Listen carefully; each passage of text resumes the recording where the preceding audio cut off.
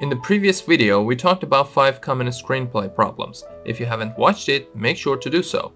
One of the problems we talked about was writing a story containing characters the audience cannot identify with. Now in this video, we are going to talk about the methods through which we can create empathy and help the audience identify with the characters.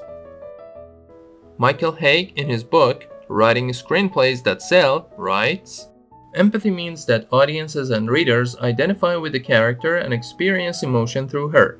If the character is in danger, the audience feels frightened. If the character suffers loss, the audience feels sad." He goes on to list the most powerful methods for establishing this identification. 1. Create sympathy for the character. If you can get the reader to feel sorry for your hero by making her the victim of some undeserved misfortune, you will immediately establish a high degree of identification with that character. Well, Cinderella might be a bit too much, but okay. Oh, please, you don't think that Hold your tongue. Now. It seems we have time on our hands. But I was only trying to... Silence!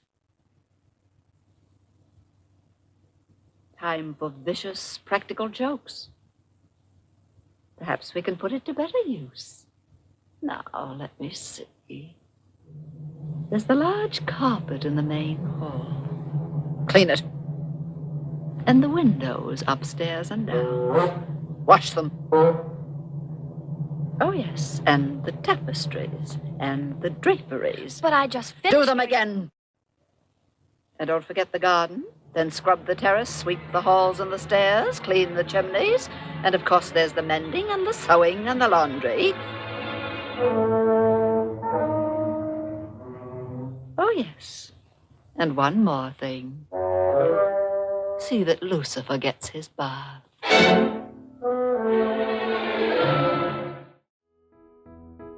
2. Put the character in jeopardy.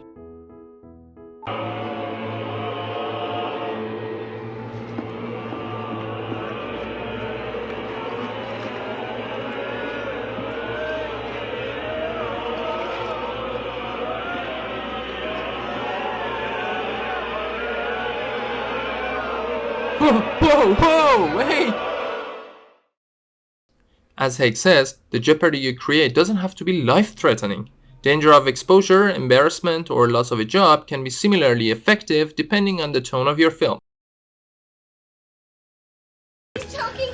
Mrs. Doubtfire, help us! He's choking! Help is on the way, dear! Mrs. Doubtfire! Help is on the way!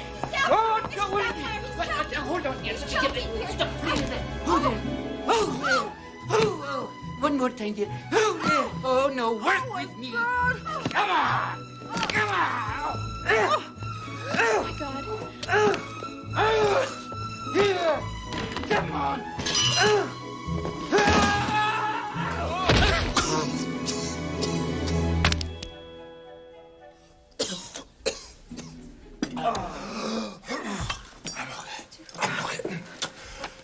You all right there? Almost lost you.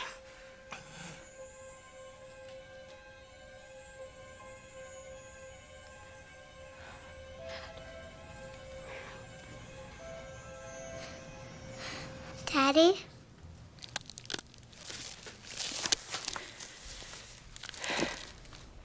Yeah, honey. It's me. Happy birthday.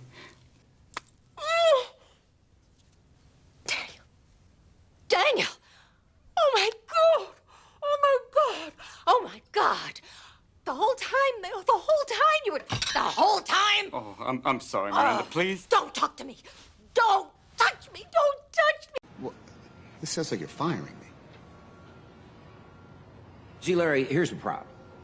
Your lack of educational background is going to forever retard your movement up the U-Mart ladder. You're forever retarded, Crowne, because you didn't go to college. SMU, class 86. That's solid gold, man. They just don't give those away. 3 years Chico State. So that's why everybody's made front office except me? You and I went head to head, Larry. I mean, who'd have thought I'd get promoted over you? Yeah, I chose the Navy right out of high school. I did almost 20 years. Weren't you a cook? We'd like to thank you for your service to the nation, Larry, and frankly, in all seriousness, for your service to Umark, too, but that's over with now. Absolutely. Hey, oh, hey, pizza left. One slice. Anybody want it? No. Larry? No. Listen, please don't. I cannot be fired. These last couple of years have just been a bloodbath. I mean, I have really taken a beating. Hey, we've all gotten our clocks cleaned by our ex-wives. Am I right? Larry, the timing on something like this is always a bitch. It's always a bitch. I thought I was going to be Employee of the Month. Well, in a way, you are.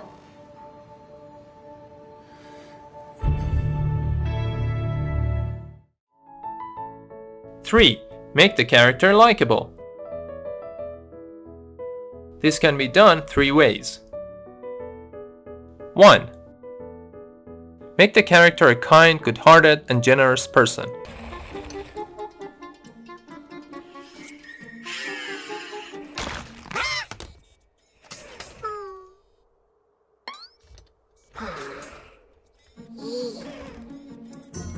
By person, of course, he means character.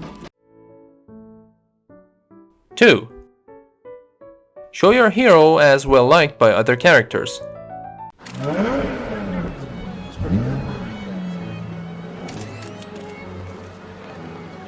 Nice car. You should see my other one.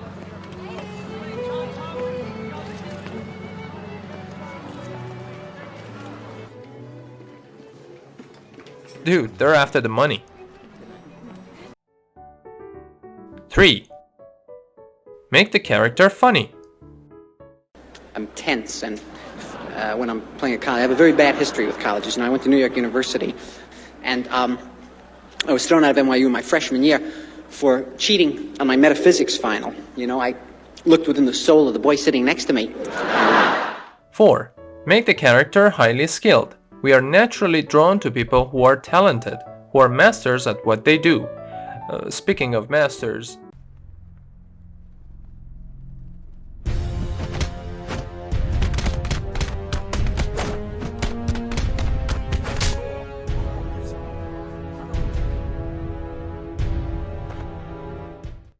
Five, show the character in touch with his own power. Power can take 4 forms in a character. 1. Power over other people.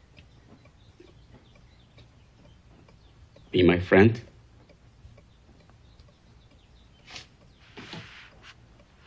Godfather.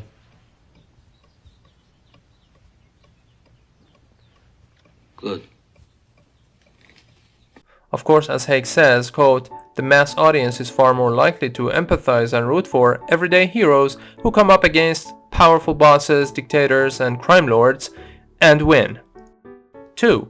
Power to do what needs to be done without hesitation. I don't know who you are. I don't know what you want. If you are looking for ransom, I can tell you I don't have money.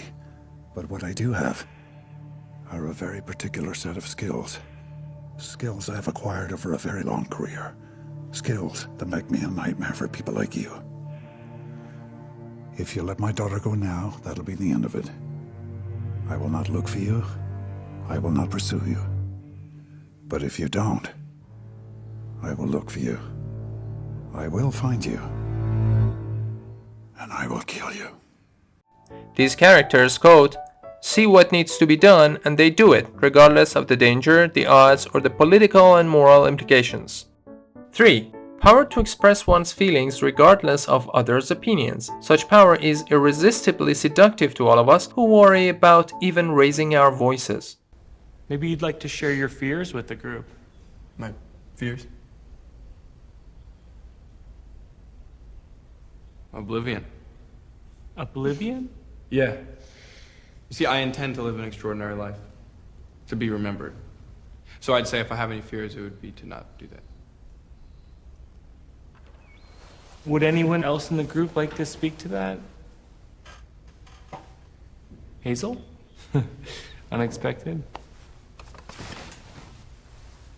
I just want to say that, there's gonna come a time when all of us are dead. There was a time before humans, and there's gonna be a time after, and it could be tomorrow, it could be a million years from now. And when it does, there will be no one left to remember Cleopatra, or Muhammad Ali, or Mozart, let alone any of us. Oblivion's inevitable. And if that scares you, then I suggest you ignore it. God knows it's what everyone else does.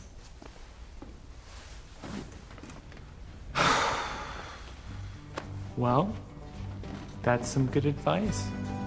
I like all this because it's really nice to hear everybody.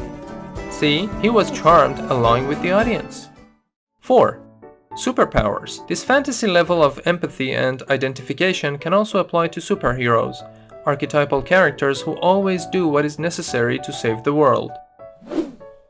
You talking to me? You talking to me? Well, not to you, but about you.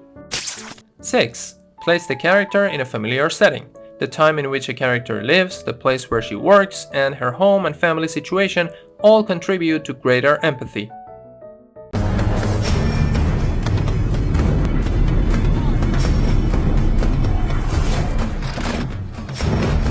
Please return to your home. A curfew is in effect. Please return to your home. Well, this is definitely not familiar, but how familiar are we talking here? 7. Give the character familiar flaws and foibles. If your hero walks into walls like we all do from time to time, then identification increases.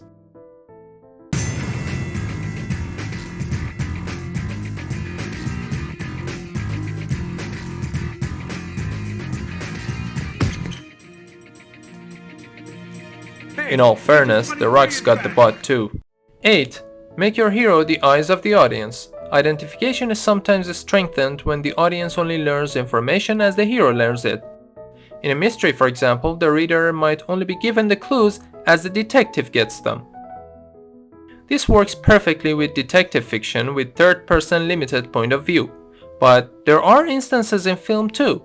Can you think of any? Tell me in the comments below. If you like this video, please don't forget to subscribe.